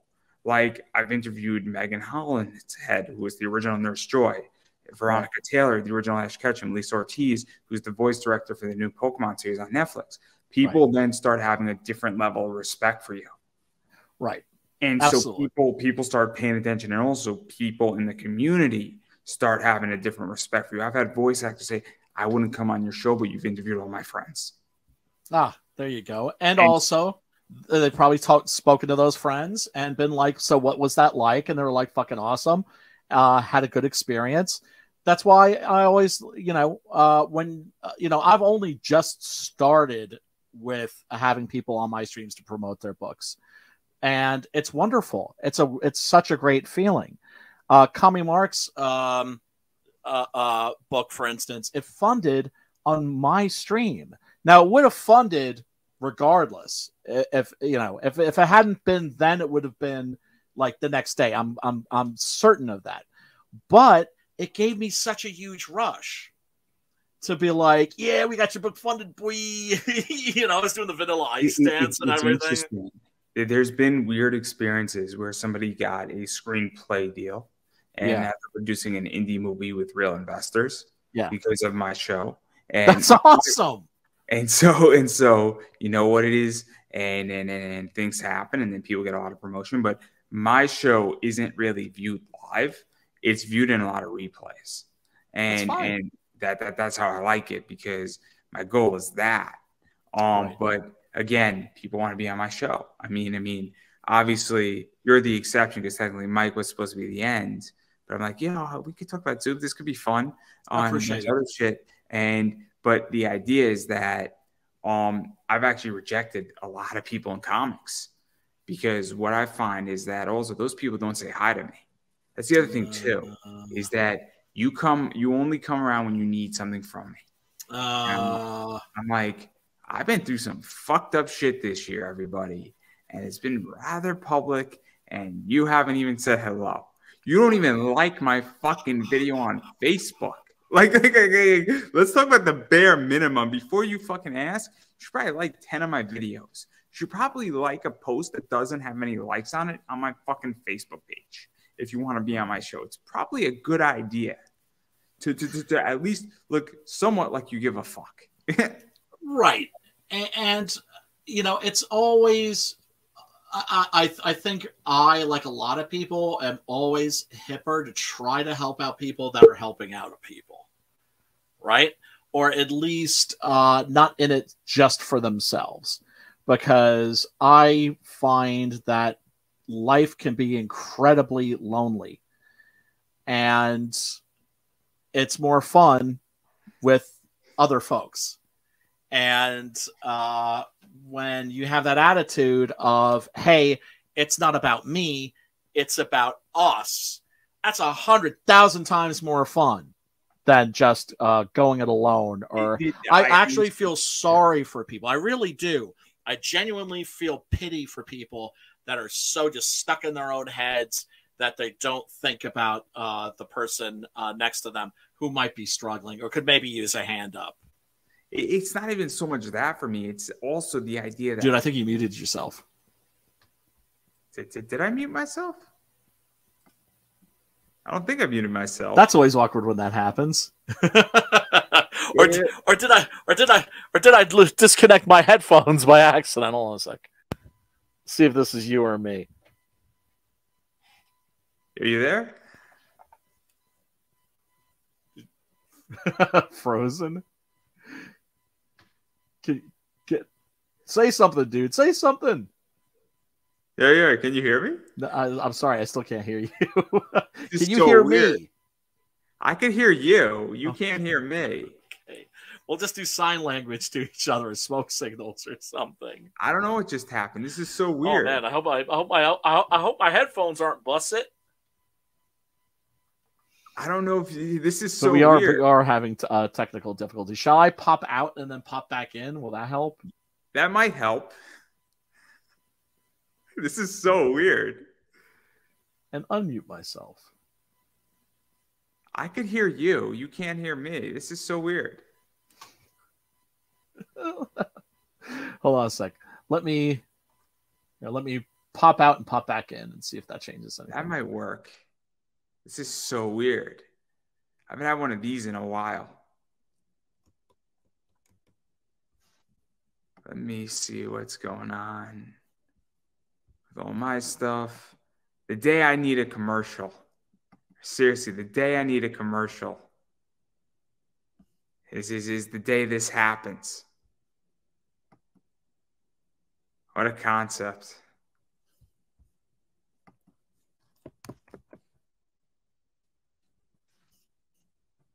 The day I need a commercial.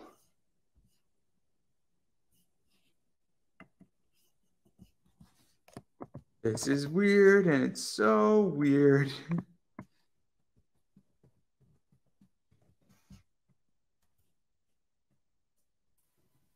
Right now I can't. I don't know if you could hear me now. Yeah, I can. Oh, that was so weird. I was just going to go download a commercial and get one just to keep us all occupied for 2 minutes. I'm sorry about that. Wait a second. What am I apologizing for? It wasn't my fault. Well, maybe it was. I don't know. But no, I was just going to grab a commercial, check it out, see what the hell's going on. And, you know, everything is good. And, yeah. Thank you so much for having me on too, dude. I really do appreciate that. Regarding the Zoup question. Yeah, let's go back to Zoup. Sorry, we get on tangents on this show. That's also, all good. I didn't really prepare. I winged this one. Usually I'd write questions, but I decided to play Sonic Frontiers last night instead. Oh shit. Oh shit. Well, hey man, you got to have your priorities straight. I respect that. Look, would I recommend it to my fellow comics creators? Absolutely. Just understand that there will be consequences. And so I would say if you're not CG, go for it. If you're CG, don't even think about it. So let's even dive not into that, but even just a little bit more of the mechanics, if you don't mind, because no. I want to be helpful. So I have an idea where we can and where we can't go. So I want to avoid getting us both in trouble, because I am neutral and I do not want to make enemies. No, me neither. I'm a little butthurt from the whole thing, but I gotta let it slide. So let's even talk about this, because one of the things that Zoup is that, from my understanding, is that obviously they're curated. So if you have to make changes, from my understanding, they have to do it. But I think they're very helpful. Within about a day, they do that. So if you're adding a new tier in every week or something, saying, oh, we, did, $1,000 I'm adding this new, print in, they have to do it. That I understand, which I don't think is a big deal. That's typically not a deal breaker for most people. No, it's a little annoying, right? You miss being able to go in and tinker yourself in real time. But if you want something changed, you send it to them, and within about like 8 hours or so at the max, yeah, they'll take care of it for you. And then also, I mean, is it a requirement that they fulfill the project, or can you fulfill the project, or is because that's a big deal, because some people want to fulfill it themselves. Also, the idea is that if you're sending out original art, you might want your artist just to directly handle that versus them to handle that. Or if it's a very customizable thing, it could be tricky. Also, the other thing too is that with emails and sending out emails, because let's be realistic, if you're sending out a bunch of digital books, building that list out and that email list for those digital books, who controls that can be very helpful too. Absolutely. If you send them your digital book and then they handle it and you don't have that list, I'm outlining like 4 different problems for a reason. Right. Absolutely. And those are all really good questions. When it comes to fulfillment, if you're an industry pro, they handle fulfillment. The indie being one of the central concepts of Zoup was, hey, indie comics creators who are running Indiegogo Kickstarter campaigns, wouldn't you rather spend more of that time making comic books? Right? So let us handle the fulfillment. Now, if you're like me and you're like super indie, and you're submitting your project, you're responsible for fulfillment, which I'm totally fine with, because I prefer it that way. Because God forbid, man, somebody gets a book that's all jacked up. I had one backer that received an empty Gemini mail. Now, how much does that suck, right? Because I know I didn't mail an empty Gemini mailer, but this person got an empty Gemini mailer, right? Ow. Flavor Flav say, ow, right? So they contact me and they're like, yo, I got an empty Gemini mailer. Boom. New copy out in the mail the next day with a bonus comic to say, I'm sorry, my apologies that you got like an empty Gemini mailer, because who wants that, right? There was a book that I got. I'm sorry, go ahead. Because one of the things is that I'll give an example. I'll throw Merc Mag into this. I don't think they're going to mind me mentioning them. They run a very clean operation. And I don't think that they want Zoup to run their operations and their fulfillment because they have their systems in place. And they want to do it their way. Yes. And I think that's a detrimental, is that I understand the idea, but if I am, I have friends who have imprints and they're doing 9 books this year. They have systems, and I don't think they're opposed to Zoup per se, but they're like, look, I don't want you to fuck with my systems. And look, I have systems with here and how I run my interviews, and I don't want people to fuck with it. And I think that they give you the choice. I'm pretty sure that if you're someone like Brian Polito, for instance, that they're going to be, and if he's like, hey, I'd rather handle fulfillment, I'm sure they're like, fine, right? But here's the thing too. They take a percentage the same way that Indiegogo does, the same way that Kickstarter does, but you get something for that money. They will promote your book. When my campaign went live, I went to the Zoup homepage. Boom, it was right there. First thing that you saw, right? And with fulfillment, I'm guessing that that's probably negotiable. Once again, I had a backer in Singapore that sent me a video of the book that they got from me, and it looked like it was like turned into paper mache. And what really freaked me out was the fact that the Gemini mailer was pristine. I was like, what in the actual fuck happened to this book? And I asked the guy, the video that you sent me, is it cool if I download it and then post it or share it with my friends? And he was like, well, why would you want to do that? Doesn't that make you look bad? I'm like, no. First of all, I want to share my pain. Second, you're going to be getting a replacement book, right? And an apology and a little something extra thrown in. So there's nothing to hide, right? And I like that. Like, for instance, I ordered a book from Humanoids. And one of the books came and the cover was bent. Now, I'm not going to make a stink. Okay, all right. It's annoying. But if I wanted to get in touch with them, I'm getting in touch with somebody at Humanoids. I'm not getting in touch with Pat Mills. I'm not getting in touch with the artist on the book, right? I love Pat Mills. He was on my show. Was he really? God damn. Oh, I love that dude, man. Punk rock as fuck. It is that one-on-one relationship. And that's one of the things that people really like about crowdfunding, is that when you have a problem with your order, you're talking directly to the guy. I agree. This is one of the things how I got funded on Kickstarter, is that I got funded because my show is okay. People need media. People wanted to support it. A bunch of people who had no idea who the fuck I was supported it. And then what happened is that people like me. Because and people like me, and people like who I know and what I know. And I have ideas for people. I have plenty of ideas. And people are like, that's a really fucking good idea. And somebody's like, you have a real point here. But I also have other things that are helpful, because my background allows me to think outside the box. That benefits people in their personal life a little bit more, because it's, you make money on your Kickstarter. What the fuck do you do with that money? And that's where I'm invest it in the next project is what you do. Maybe. At least that's what I do. That's what I do. Maybe. We can talk about that. I have a slightly different philosophy, and when people right. what I have, they're like, you're making a lot of sense. My biggest pet peeve is that if your book costs you 6 G's to make, and that's issue 1, issue 2 should cost you 6 G's too. If you raise 12, you should not exceed $6,000, or at least you shouldn't exceed $7,000 on issue 2. But I see people going, their expenses are going from issue 1 from $6,000 to $10,000. That's not good business sense.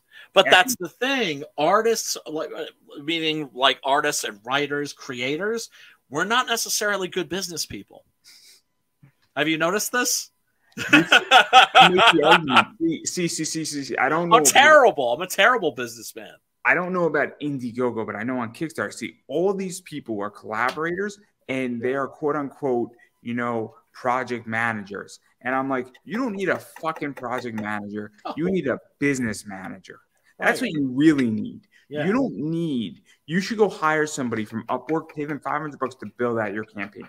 Then you need a business manager, and you need the business manager from day one in there, not at the start of the Kickstarter, but 6 months when you're writing your book, how you're going to plan it out. Because that's where I come in handy, because I guarantee you that half the people, if not 90% of people on Kickstarter, it's hard to make money in comics. It's difficult. Even for people at DC and Marvel, it is hard. There's no question about that. Right. And there's a lot of things people don't realize. And then on top of that, if you're an indie, it's brutal. And I know people who their second issue doesn't make as much money as their first issue, and they have less backers. And that sucks. No. I have a friend, and her campaign had 7 less backers, her second issue, and she made $150 less. So it's not terrible. Oh, no, not at all. And also, money's really tight right now. People don't have as much discretionary income. And then, of course, you have the people that just don't want to back crowdfunded books anymore because they're sick and tired of getting screwed. Or what happens is that your book comes out in October. There's a lot of good projects out in October. Yeah. I hate to say it, but and look, I mean, I'm done with backing books till January or February. Right. I'm done because I'm out of money. Yes. And that's the thing. I just backed a project. Take a guess how much the project cost me. I'd rather not. Just no. Take a guess. I'm gonna give you a hint. 10K? 10K? No. I didn't back a project. Like my pledge. Not. No. I mean, I'm gonna give you a hint. It's less than 100 is my last pledge. Okay. All right. Like maybe like 50, 25? It's lower than 25. Okay. 12? Lower than 12. A buck? I spent $4 for 6 cards. All right. That was my last pledge, and that is my last pledge for the year. That it's an Ultraman trading card set. Oh, sweet. It's $4 for 5 cards plus a promo card. I'm like, I can't not back this for $4. Is that for the new shit? Is that for Shin Ultraman? It's Richard Park cards, and I don't know. He did an Ultraman set already, and this is like the second one. I'm like, for $4, I could have a blast. Yeah. I can have a good time for $4. Where else am I going to have so much fun for $4 in April when I'm going to get it in the mail? I'm going to open it up. I'm going to be like, this is fun. I can't even buy baseball cards for $4 anymore. Fun is what it's all about. This is supposed to be a fun hobby. It always was. And by keeping it fun, that's really the responsible thing to do. I always tell my fellow comic creators, if you're not having fun doing this shit, you're being unprofessional. I mean, I'll be very honest. I have a blast running my eBay business, selling comics. That's awesome, dude. I have a blast doing it. I'm making real money. I'm having a crazy year. I'm having a blast, and I get to keep merch. I get to sell merch, and I'm profitable. And that's awesome. I should send you my collection because I don't know how you're doing it, because I had to shut my eBay down because I was just getting robbed like a motherfucker. It's not even that. I'm selling modern books. That's what's crazy. I'm selling modern books at a 3 to 4x. That's amazing. I'm selling variants, and I have it down to a science. And I long books, And I mean, I just sold a book for 180 bucks. I got to pay 25 for it that I had a whole time on for 5 weeks. Right. That's unheard of. And I'm a little sad to see the book go, but Sure. $180. And the pack cost me 120 bucks. So one book out of the pack basically paid for the entire pack and then some. And then I have 3 other books. One of them I'm selling for 75. And then actually, no, I'm keeping 2 for myself. I'm selling 3 out of the pack. One of them I'm selling for 75 and the other I'm selling for 100. I'll get 60 on one of them most likely, and I'll get about 90 on the other. Nice. That's awesome, dude. The greatest sale I ever had with Zenescope is that they sold 3 statues at a discount that are normally 65, 70 bucks for 50 bucks a piece. And with that came 2 comic books, a 125 and a 75 print run. Oh my God. I kept the statues. I sold the 2 comics because I wanted the statues. My mom thought I was crazy. I said, you got to trust me. 6 weeks later, I sold the 75 print run for 140. That's awesome, dude. So now I'm down 20 bucks after eBay took their position. Then 3 weeks later, I sold the 125 for like 110.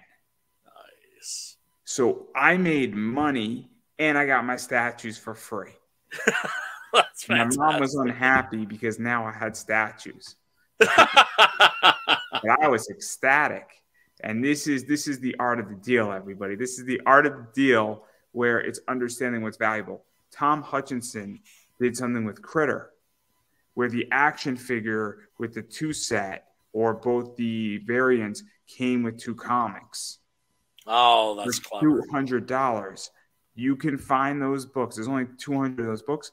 If you bought the action figures, you could either sell the action figures or the comics, and it probably would have taken out 50 to 60% of the entire order, if not the entire order. Damn. So this is, again, the art of the deal.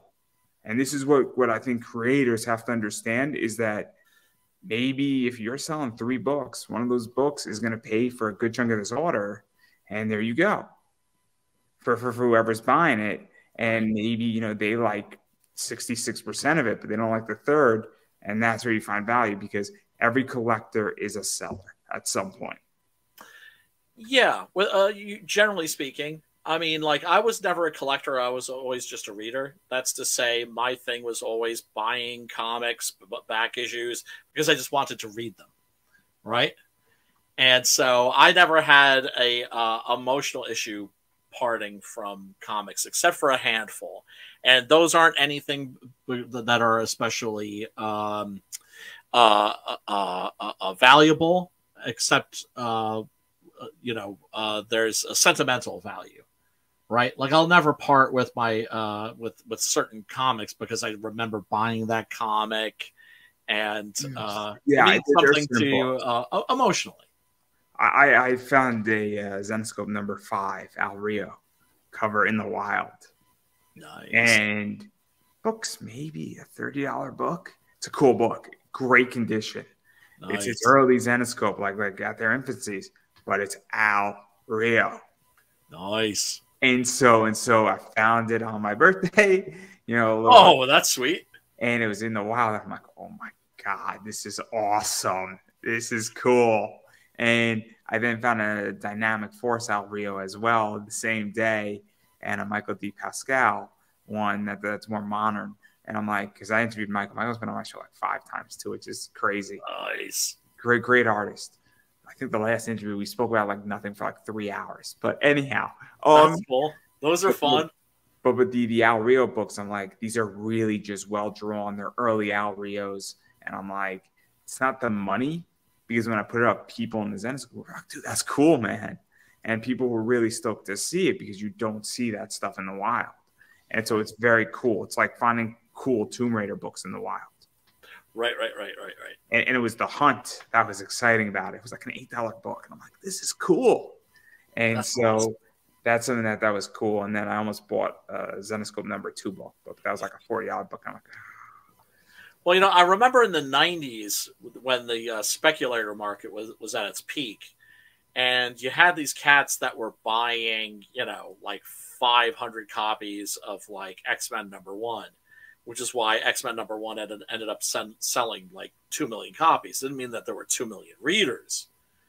Do you know what I'm saying? Yeah. It was just a lot of people buying the book as an investment. And then, of course, the, you know, not understanding that the reason why comics or anything are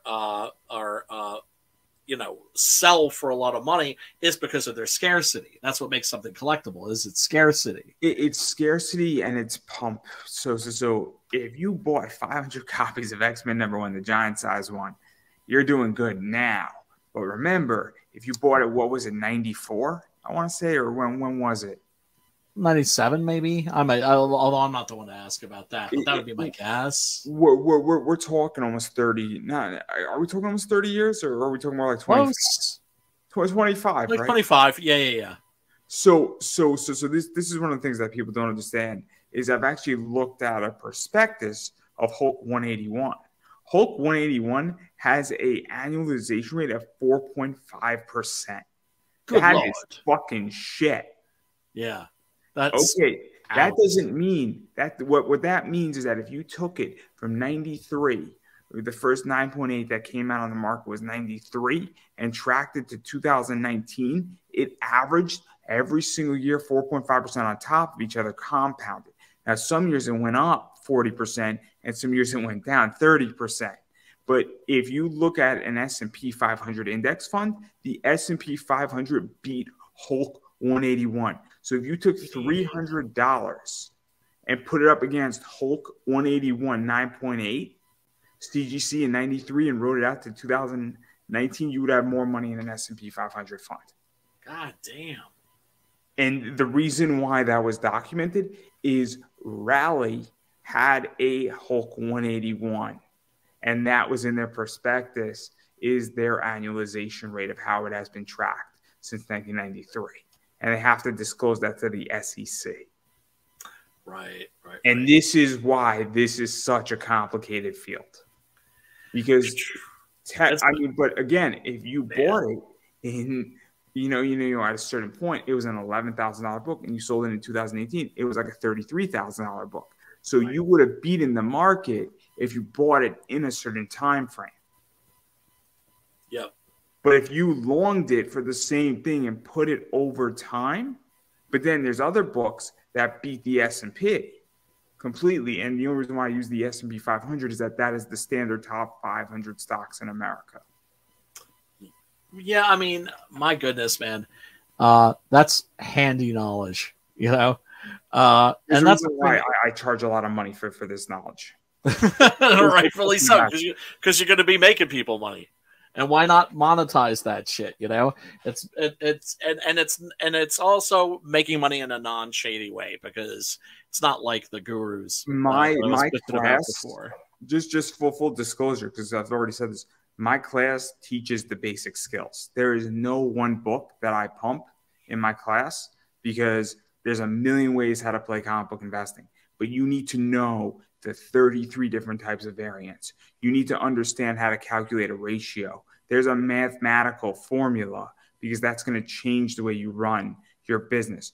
Understanding that if they say there were 600 books printed and there's a 1 in 10 ratio, you need to understand the maximum number of books that are out there. That is not how many books are out there. There are far less. Wow.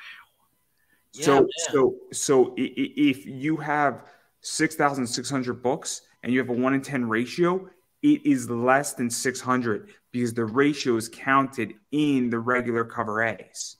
Just so everybody understands, if 10 cover A's get printed, the 11th book in that print run is that ratio.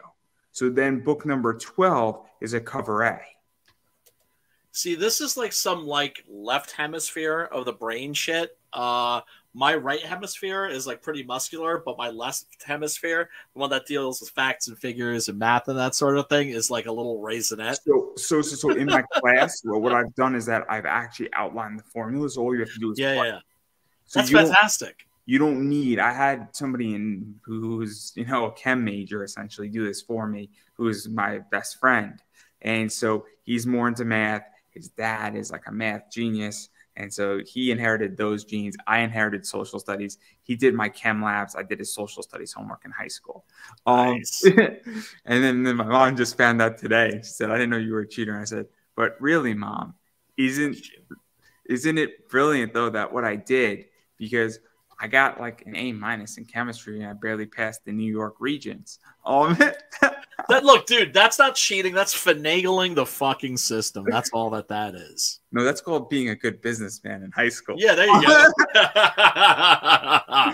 go. Dude, I am gonna have to peace out in a little bit. I should probably let you promote yourself. I should probably let you go. No, that's cool. I mainly wanted to know if there was any other things that I could clarify. Not on the record. Okay. But yeah, where can people find you, bother you, hit you up? We got on a bunch of tangents, but again, I don't think you're the last one. But I think that it's interesting with what happened with you and Zoup, because I think it was successful. I just think that, my take is that Comicsgate wasn't there with it. And there was social problems versus the actual platform. Yes. The platform itself is excellent. The people were excellent. They were really wonderful. I had a great experience with them. It's just that I mistakenly thought that there was some political shit going on, and also that I thought I could take my audience from CG with me, but they weren't willing to make that trip. And so now we're stuck with Indiegogo, and the more we learn about Indiegogo, the more shadier and shadier they're turning out to be, but we're stuck with them. The end. So I'm not going to push any harder because I don't think I should. But I do want to give you a chance to promote yourself. Where can people find you, follow you, find your I'm work? on the Twitter. I'm at the Twitter at Brian Christgau. I'm on the Facebooks at Brian Christgau. I got a YouTube channel at Brian Christgau. Go check that out on every Tuesday at 8 o'clock. We're doing the CG horror movie club, where we get together, watch a horror movie in advance, then get together and talk about it. It's always a movie that's not behind a paywall. So you can find the link in the description so you can watch it beforehand and then give us your opinion during the stream. Or if you watch the stream and you're like, damn, that sounds dope. Like today we were talking about a lost John Carpenter movie called Cigarette Burns. And you're just like, damn, that sounds great. Where do I find it? Link is in the description where you can watch it free of charge. Usually it's a link to, Tubi or Plex or any number of these streaming sites where they offer movies for free with commercials, but the commercials aren't like ridiculously intrusive. There's a small amount of them, and also most importantly, the movies are unedited. And now we're setting it up so that we can have people on to promote their books, and they can pick the movie, or we'll pick a movie that's somehow related. Next week, for instance, we're having the Frog G boys on, and so of course, naturally, the movie will be Frogs with Ray Milland. And then, of course, on Indiegogo right now, you can get the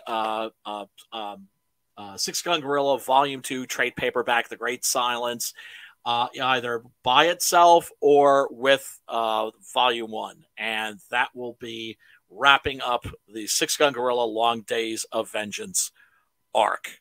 So it's going to be the whole shebang-a-bang. And it is a critically acclaimed series. The art's absolutely fantastic. The writer, I don't know if he really knows what he's doing, but he seems to be skating by.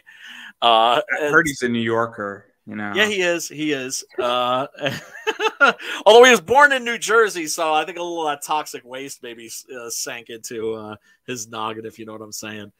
Did you know the New Jersey, California joke? No. Bust it. So when deciding everything, pretty much New Jersey was forced with a choice. They said, "Do you want all the lawyers or all the toxic waste?" Yeah, no, they made the right decision. What can I say? What can I say? I got good friends who are lawyers too, and yeah, they'll tell you.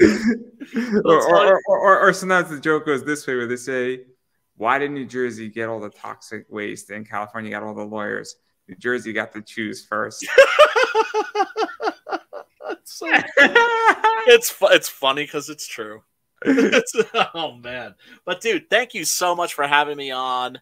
I really do appreciate it, and it was fun bullshitting with you. Always fun bullshitting with you. Stay in touch, and yeah, we will talk shit about you folks in the back room. We're gonna talk all kinds. So I'm just gonna quickly promote me.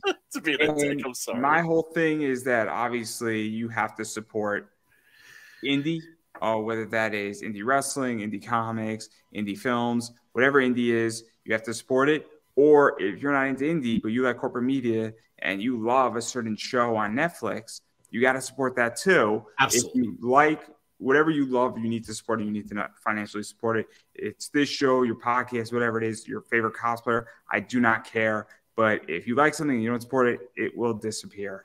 So please go support it economically. Makes a big difference.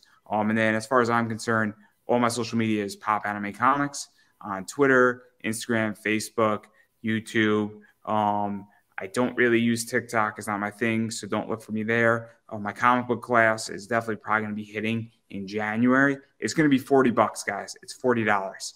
So wait, for the whole thing? For the first one, yeah, for about like 18 hours.